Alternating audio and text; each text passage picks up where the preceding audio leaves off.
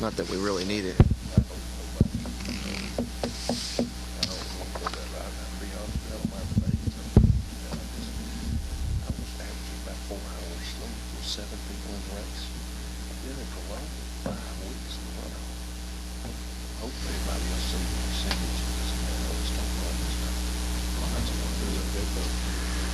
All right, good morning, everyone. I'm gonna go ahead and start. My vice chairman, Mr. Chokas, is on his way over. Thank you for coming, for everyone that's out there and everyone watching online. This is a formal meeting for the Committee on Information and Audits. Hey, Nick, you want to sit over on this side? We're gonna do a presentation. Where do you want me? It doesn't matter. It's good morning.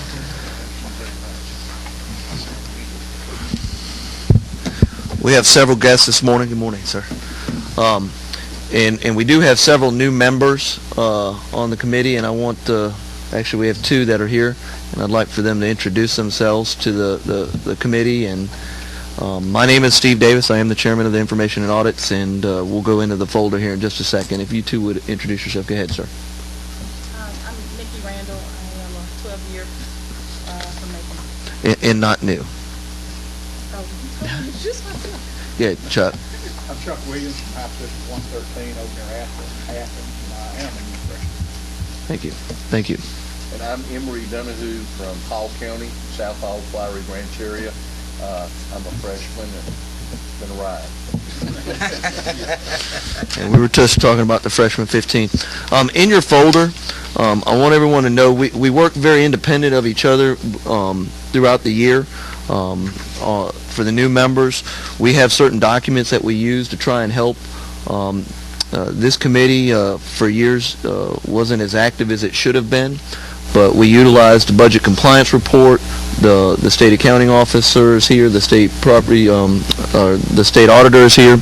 We have our budget that we work with, and basically we are investigators. And you search, we get copies of forensic audits, and we go through some of the summaries and we try and find these. And the way I did it so we could best help our appropriations committee is I divided up our members into subcommittees that mirrored those of the appropriations committee. And those assignments with our new members are shown on your subcommittee list in your folders. And those, you should look at also the list on the appropriations that mirror you and get to know those people that are on that committee, and as well as all of the departments and agencies that are under your subcommittee. And basically, you're not limited to those, but we want you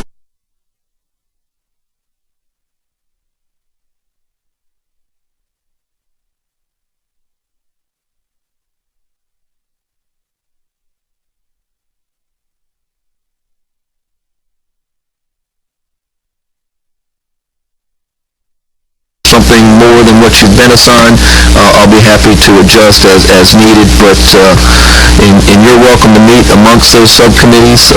All the officers of the committee are ex officio on all of them. We do have one resolution assigned to the committee. The author has not asked for a hearing on it, so we're not going to have that today. I do want to thank the members that have been on it for the 2 years, because this committee has worked very hard. We've had 3 pieces of legislation that has been generated out of the information that we found during our investigations over the last 2 years. Representative Chokas has done a great job carrying those, and they've been assigned to other committees as well. We've also saved the taxpayers approximately $12 million just in inefficiencies that we've found throughout the budget compliance reports and inside the forensic audit reports, that we've been able to go back to appropriations and make sure that the taxpayers' funds are being appropriately expended. So with that, I invited some guests here today. I want to start with Mr. Hinton. He's our state auditor, and have him introduce yourself. I know a lot of the members have already met you, but some of our new ones haven't, and I'll give you the floor, sir. Russell Hinton, state auditor. Chairman said, my name is Russell Hinton. I'm the state auditor.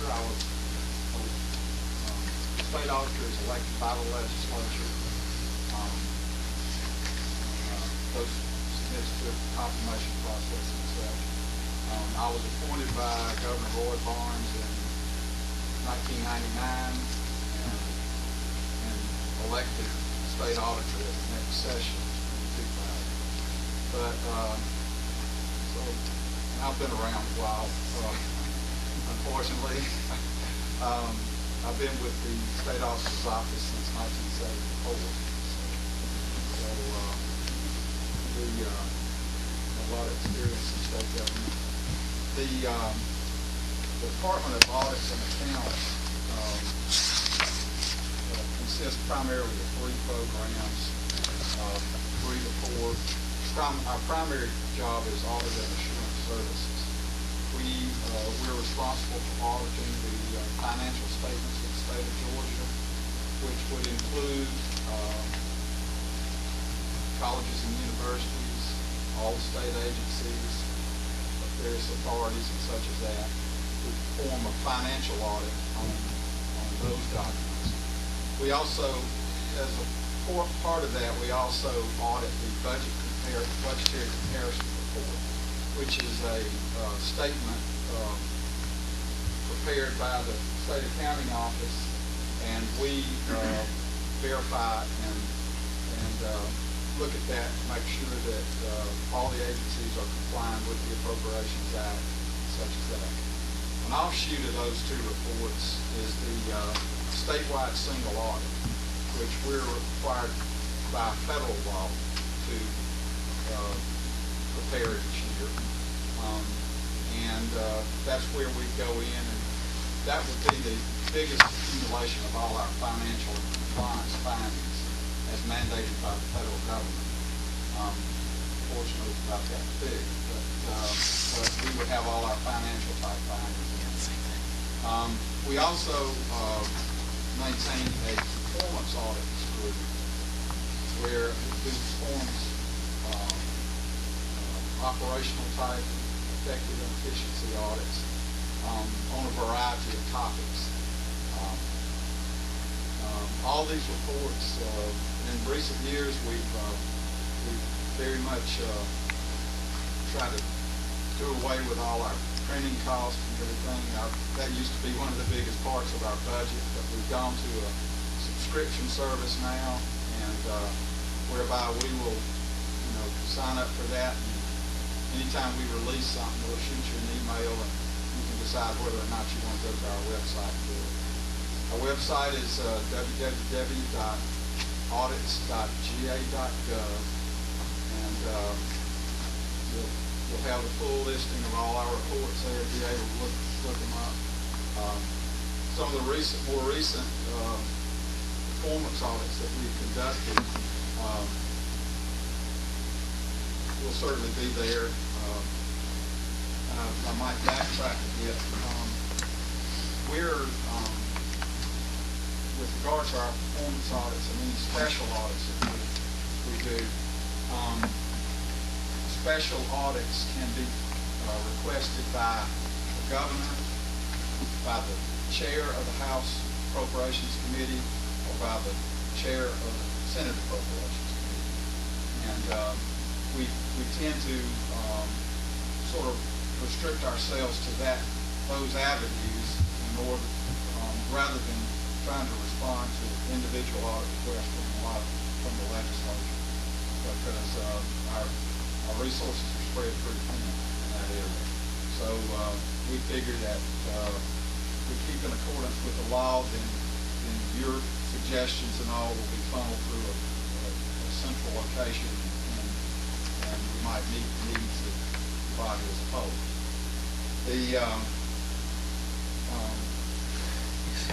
Each year, we have responded to requests from the information and audits, or discussed particular audit topics that they might like to see us do. And we work with the House Budget Office and the Senate Budget Office to develop a listing of operational audits, which we will conduct while y'all are out of session, and we'll try and have those ready for you at the beginning of the session. So we usually get those in May.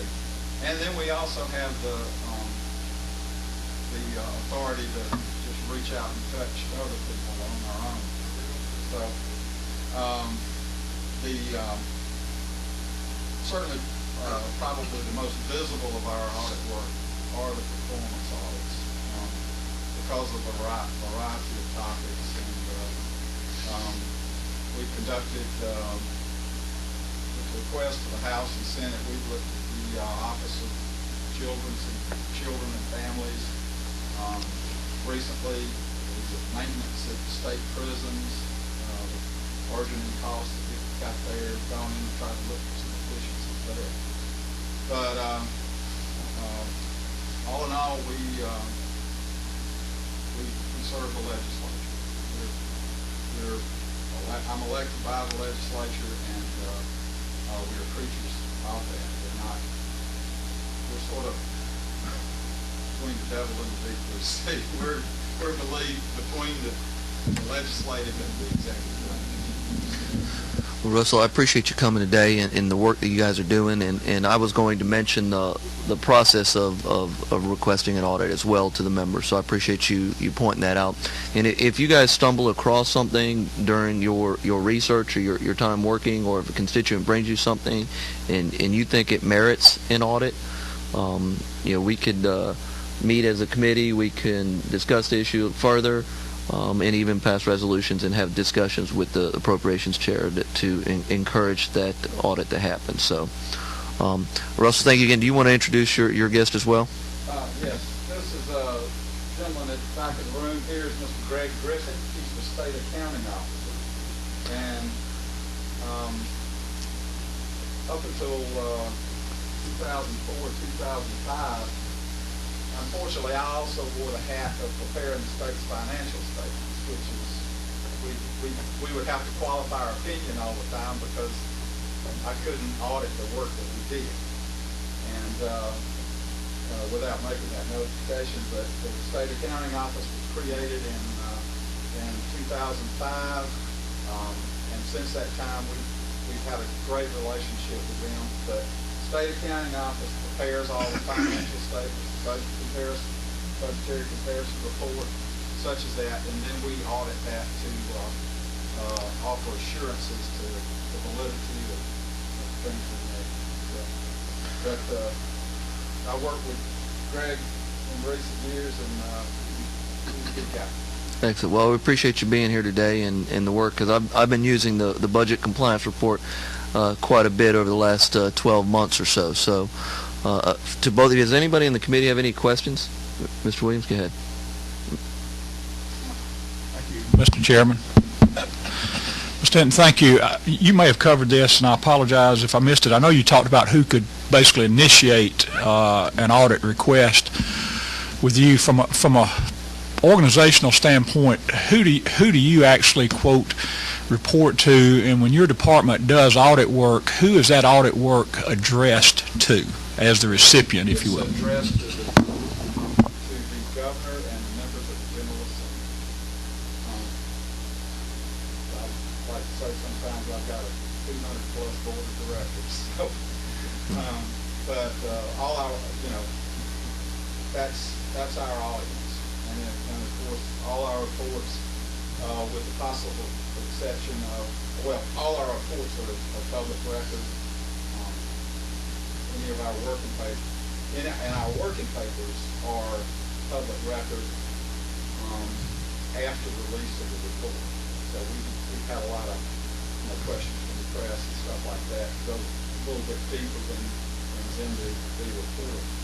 One possible exception to that is if we do information, we also do the information technology audits, and if we come up with some particularly serious weaknesses there, we issue what we call a public report, which doesn't give a roadmap to a hacker as to how they can exploit those weaknesses.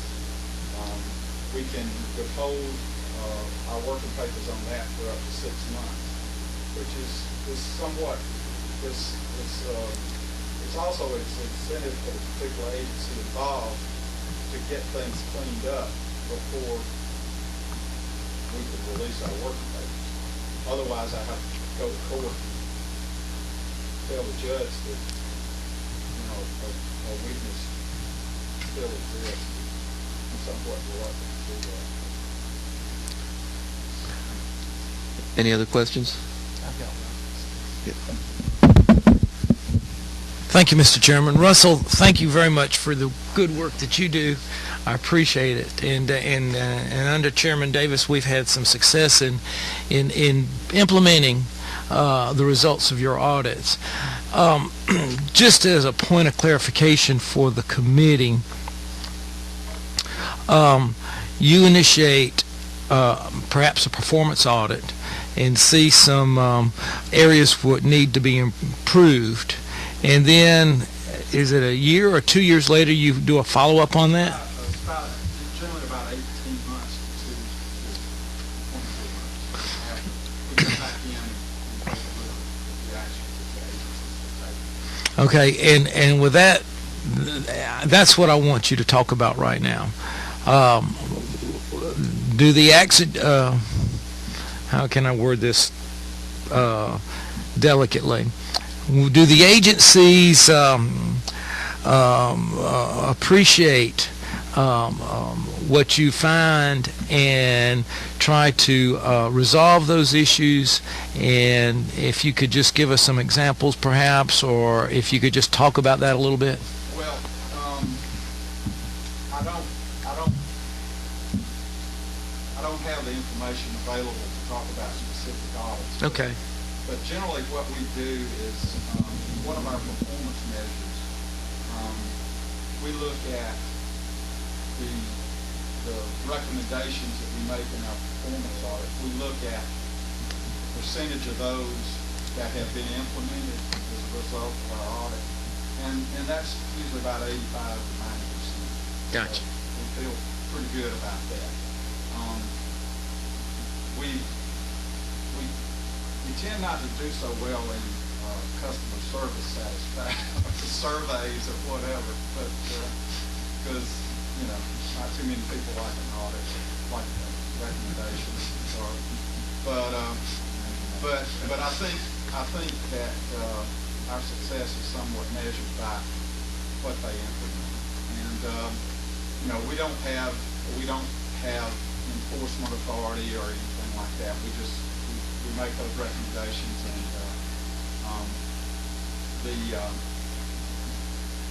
and once again, the agencies are not required to. It's just our recommendations on those operations. Gotcha. And just for the committee members, that's it. One of the reasons he is elected by the legislative body and not by the executive body is for that exact purpose, because he is auditing the executive branch departments and agencies, and he's probably not the biggest fan or the most favorite person in government to some of the department heads, but it's a job, and he's doing a great work for the citizens of Georgia and helping us identify problems. And as I said, we've had 3 pieces of legislation over the last year that have been spun out of some of these forensic audits. One was the Sex Offender Registry Review Board was moved. That was found in a performance audit. The P-card legislation that Representative Chokas passed last year, where it identified a inefficiency in the P-card system and oversight, where authorities were not under the oversight of the normal P-card system, and we got that piece of legislation bringing them under just like the department. So there's good things that come out of that, and as he said, they've got about 85% compliance, and some of the things that are in the audits that maybe they addressed in a different manner or whatever. I don't know. Do you have a report on the things that aren't done on a quarterly or a yearly basis or anything like that? No, sir, we don't generate a document like that. Perhaps the closest thing that we have to something like that is a little report that I passed out. We do an annual report on our activities for the prior calendar year before y'all come in. But we do not, we can certainly get that information if we help the committee. And also for the other committee members, the two new ones here, last year we went over there and we had a big presentation from his division heads and showed us how to really go through the different areas of the website. If you want to get a little presentation on how to do, look at some of these reports and how to get to them, I can set that up as well for you, just so you can have a little bit more access to the online documents. But how many employees do you have right now? We're down to about 270. Lost quite a few over. Well, we appreciate what you're doing. Any other questions? Mr. Hinton, thank you so much for coming over this morning. And his office, by the way, is right over here behind the State Supreme Court. What's the address, sir? It's 270 Trinity, Washington. So, also, I failed to recognize that Chairman Jay Neal's here for State Institutions and Property. The presentation we're about to have, I'll let Representative Chokas introduce those folks. But Chairman Neal, thank you so much for being here this morning. Thank you, Mr. Chairman, and Chairman Neal. Thank you. Appreciate y'all being here. It's great to see. I have Timothy Ward, Assistant Commissioner, and Ricky Merrick, Director of Office of Investigations and Compliance here. Thank you. I appreciate y'all being here. Just to bring up to speed everyone on the committee, what we're working on, we actually passed a resolution, I think it was 1325, urging the federal government to allow us to implement cell phone jamming devices in our state prisons because of the problem that we've seen there.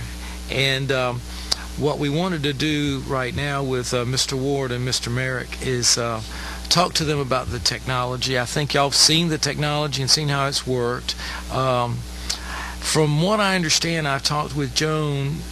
She said that the federal government right now allows the use of cell phone jamming equipment in the federal prisons.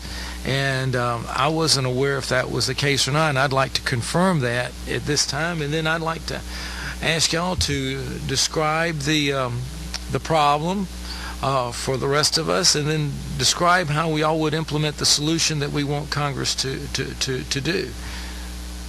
I'll speak to the problem that Ricky had up to San Francisco, and this is the product first thing. As you know, Will you introduce yourself real fast for everyone?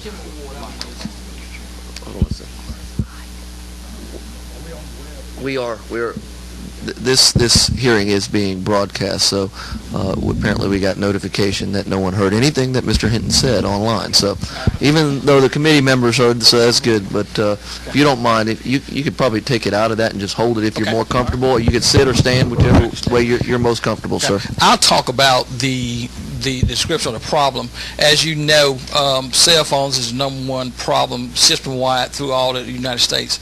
Any issues that we have in the prison system, it can always be originated from the use of a cell phone. All of our major incidents, as you go back and investigate, it's going to be with the inception of the cell phone. Historically, in the past, if we had an incident in the prison system, it would take probably 4 or 5 weeks to get to another prison. But with the inception of a cell phone, it's instantaneous with social media. I mean, something happened here is at another facility, and that's one of the big reasons. Last year alone, we confiscated over 8,700 cell phones. Our staff, we're doing a great job of doing the introduction, preventing the introduction of the cell phones into the system. But we need something that's going to make the cell phones inoperable. And I think when Ricky went out to San Francisco, we saw some technology that was very promising, and he can talk to that a little bit more, right, Ricky? Mr. Chairman, thank you for having us here today. Once again, my name is Ricky Myrick. I'm the Director of the Office of Investigations and Compliance for the Department of Corrections.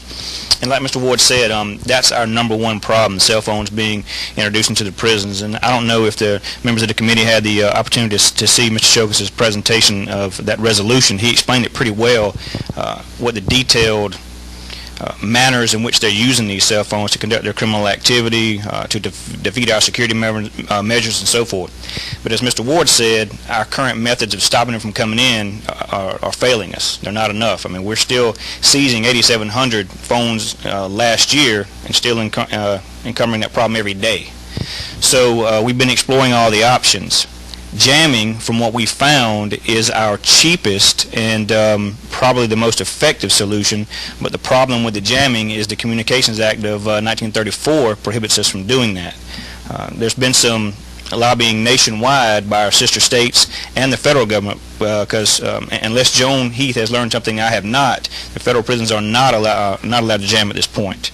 Prisons are not allowed. Correct. They, if I'm not mistaken, were the authors of the Safe Prisons Act of 2009, which did not pass through Congress, and that would have allowed them to do so. And to my knowledge, at this point, they still do not have that authority either.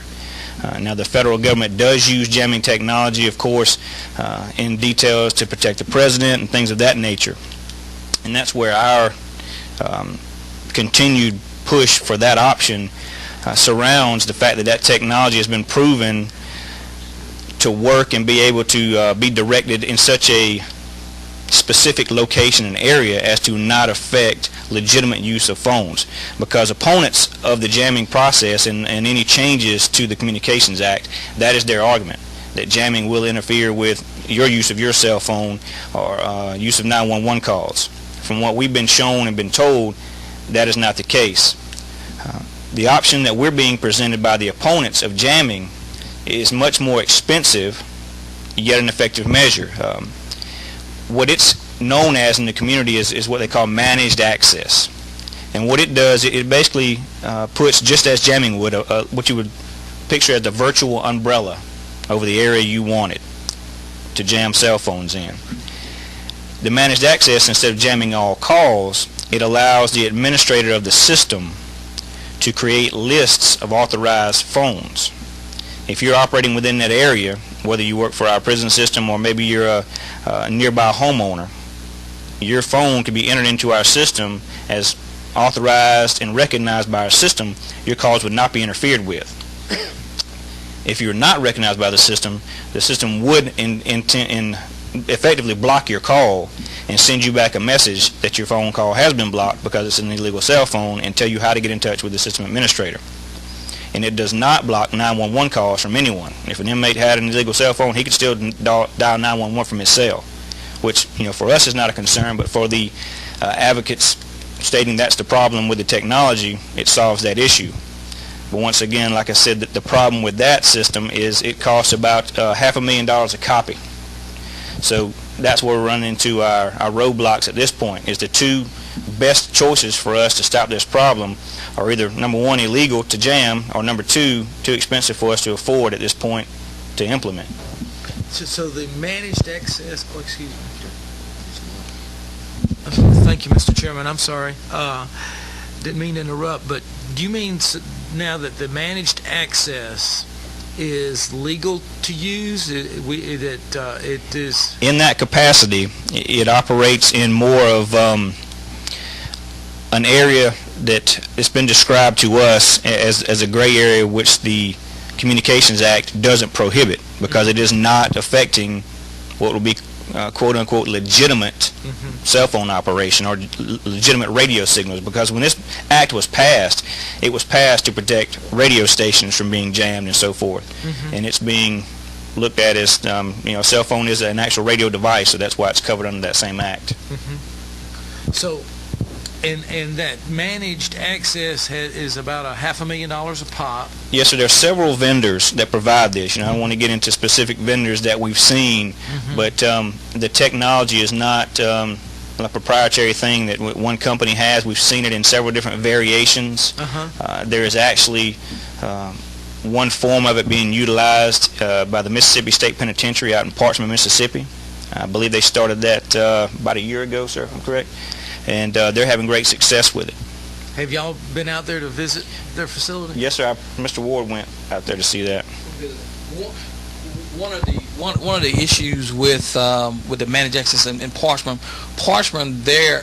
several of their facilities are all on a reservation, meaning they have like 7 prisons in one location, so they can take i.e. one unit and cover several prisons.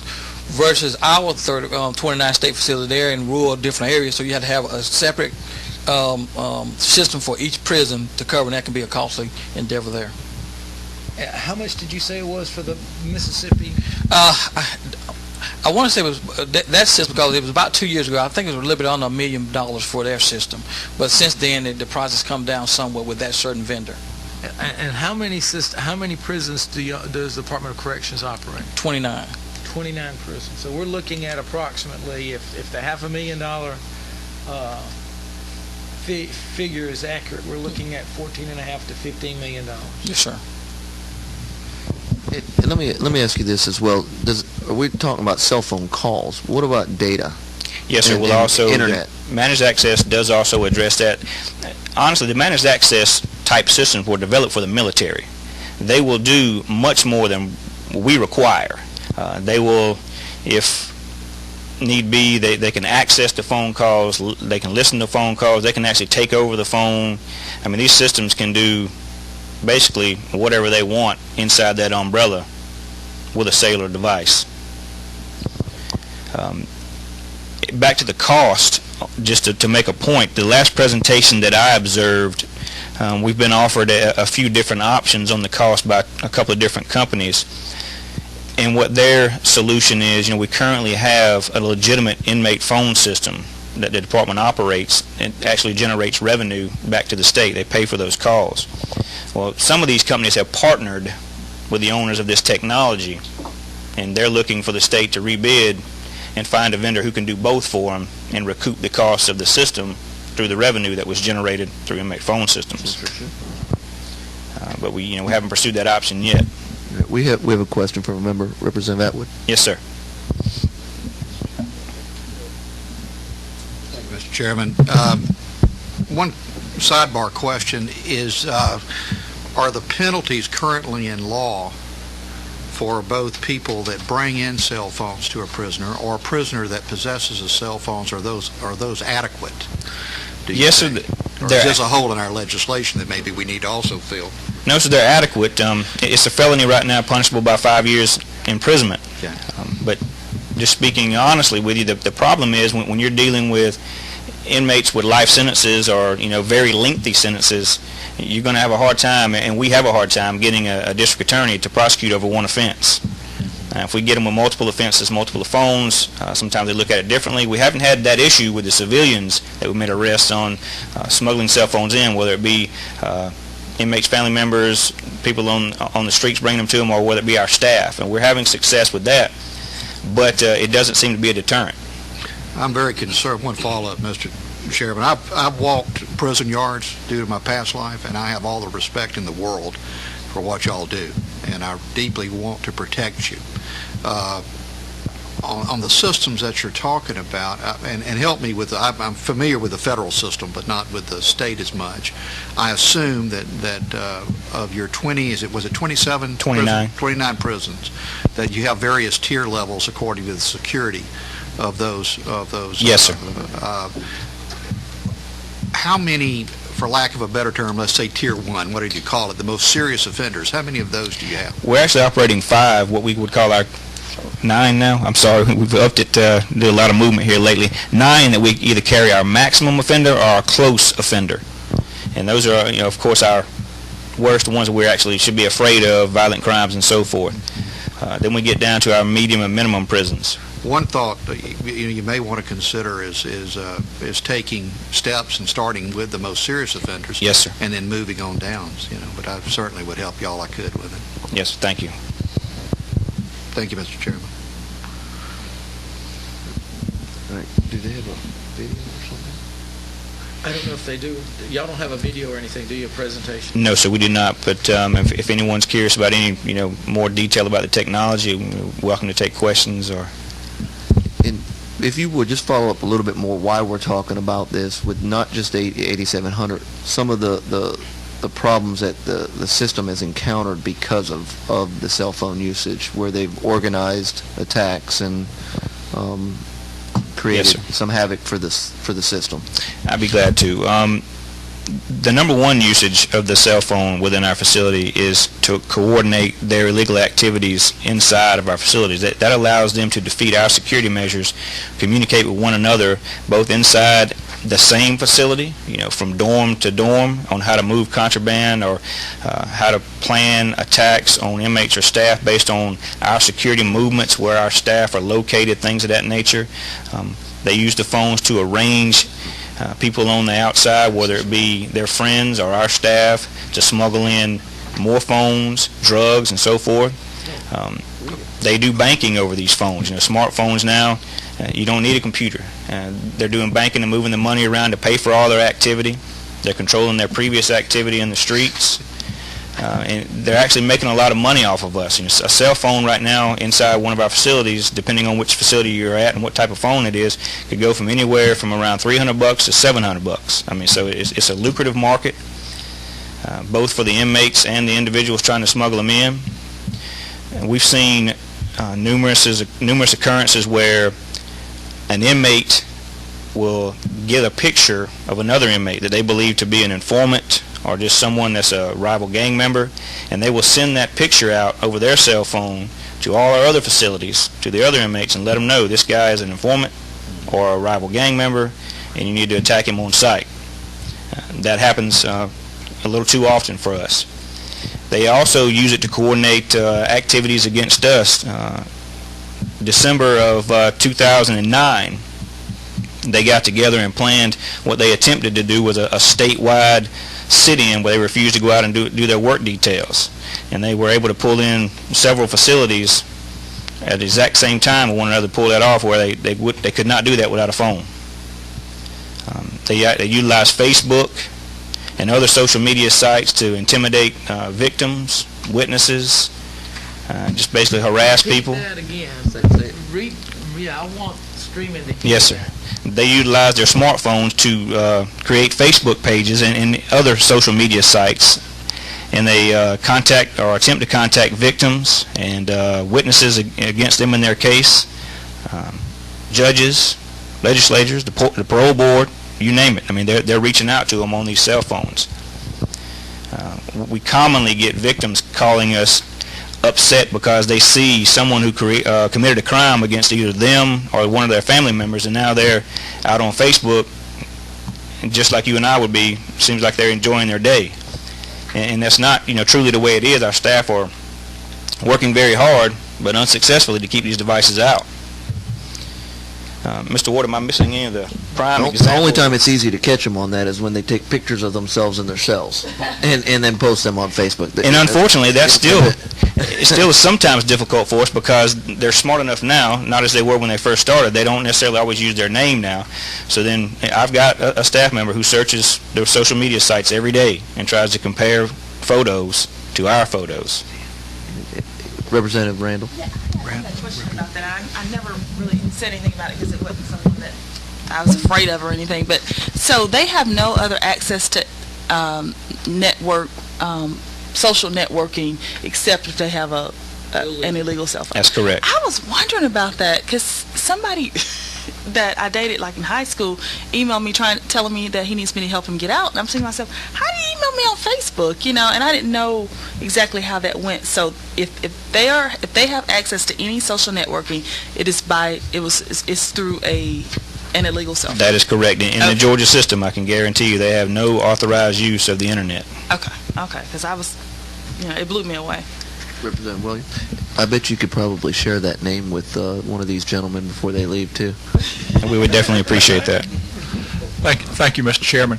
Can you talk a little more about whatever the environment is in Washington that is preventing the more cost-efficient jamming systems from working, where the pushback is coming from, and again, what efforts we're trying to make, and can be made on that front? Yes, sir, I'd be glad to. And I'll start by saying we are receiving a lot of assistance from our legislators, from the governor's office, nationwide, corrections commissioners, commission associations. If I'm not mistaken, the governor's associations are getting involved in this right now to try to lobby Washington to give us a little help on it. But like I said, their number one argument stems around the fact that it's going to interfere with legitimate traffic or block 911 calls. When, as Representative Choka says, how you put this gently, there's a lot of revenue generated by these cell phones, whether they be illegal use or not. When you're talking 8,700 from us and over 10,000 in California, and every state you go to, it's going to be generally close depending on their population. I mean, you're talking about a large amount of revenue, not just in the usage per month for minutes and the data usage, but the sale of the device themselves. And I really personally just don't think they're willing to let that market go very easily. Any other questions? Yeah, I've got one I'd like to share. One second, Mr. Chokas. One second. And along the notes on what else we're doing, we're also discussing with our Attorney General. We're trying to discuss what we have as states' rights that the FCC can block our regular prison system. So there's some preliminary discussions on that angle as well if the feds don't act. So, and I'll let Representative Chokas talk about what all his resolution did and where all it's being sent to try and organize more efforts to pressure action by the federal government. Thank you, Mr. Chairman. First, I want to share with you a story that I heard yesterday. A friend of mine, Brent Williams, had his 2 children up here paging for me yesterday, and he is a former county commissioner in Americus, Georgia. And the problem with illegal cell phones not only exists at the federal and state level, but also at the local level. And we passed around this, I guess, a printout from CBS Atlanta saying that in Fulton County, inmates are paying up to $1,000 a cell phone, obviously depending on what type of phone. Now, what happened in Sumter County was that they had an employee working for the either the sheriff's department or helping with the crews, and he of course would know the sites of where they would be working the next day and go out and buy quite a few cell phones, leave them under a tree, under a bucket, behind a garbage can, and then tell the individuals where they could pick it up in their duties during the day and get reimbursed. And apparently that side business of his was quite lucrative. We ended up catching him and putting him in jail, but the problem is all the way down to the local governments as well. So I wanted to share you with that. Now with the resolution that we passed, thanks to Chairman Neal and Chairman Davis, what we did was we sent that resolution to all the Department of Corrections throughout the 50 states and to all the governors, and of course we're sending that to our congressional delegation. We've talked with members of the congressional delegation, and specifically a little over a month ago we shared these discussions with Senator Johnny Isakson. He was quite receptive, eager to be able to be of any assistance that he can be. And then subsequently I got asked to come out on the ropes during a recent session to meet with the Verizon people because of their concern and interest. And obviously that their interest is totally monetary. 8,700 phones in a year could amount to a lot of money. But I am very concerned that through intimidation, through a reprisal, that we're going to have some innocent people killed. And if that happens, I would feel that we have not fulfilled our responsibility, and I would point the finger straight at the cell phone industry for interfering with protecting the citizens of our country. Anything else? Oh, I forgot. Thank you. We also sent it to the National Conference of State Legislators and ALEC to try to develop an advocacy from other state governments, and maybe if they could put that on their program or their legislative agenda, we can get more pressure on Washington to move forward with this. I did not personally realize that there was such a thing as a Safe Prisons Act of 2009, and I'm not surprised, but I'm very disappointed that nothing happened with that act. It needs to go forward, and we do need to block that technology. These people are dangerous, and this is just another tool that they can use to intimidate and hurt people. Thank you. Thank you, Steve. Anyone else? Thank you so much for being here Thank today and discussing this. Thank you very much. If there's anything else that you come up with that maybe that we can do to use our positions to move the bar, we'll be happy to work with you on it. So thank you. Yes, sir. Mr. Chairman, if it suits you, before I sit down, I would love the opportunity to maybe email a presentation. We were not under the impression we'll be doing that today. We'll definitely brought you some stuff, some illustrations, some photographs, and things of that nature. If that would help, we'd be glad to get it out to you. I'd love for you to do that. And Rebecca, you want to get them? Okay, thank you very much. Ms. Rebecca here will get you the email address, and then we'll send it out to all the members of the committee. Thank you for your support. All right, thank you. Appreciate you. All right. Members of the committee, first of all, thank you for coming. I know we had a long day yesterday, and coming out on the day after crossover day is not always the easiest thing, but I appreciate all of you being here today.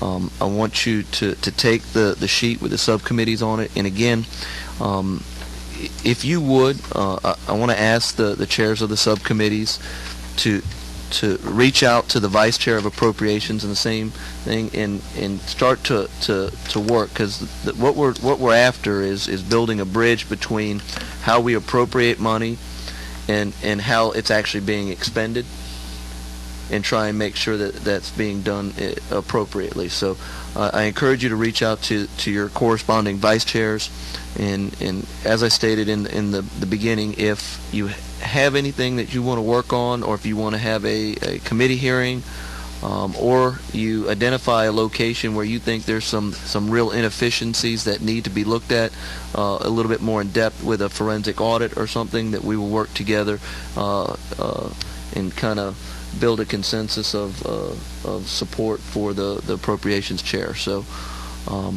and this goes beyond just session, so if I encourage you to monitor the audit's website. There's no way with the broad range of information that is put on there that we can monitor every single thing, but go through and see things. If there's a forensic audit on one of the departments or agencies or subdivisions or authorities underneath your subcommittee, I encourage you to read all of the summaries of those. And see if there's something there and that maybe we can address budgetarily or even statutorily. So, just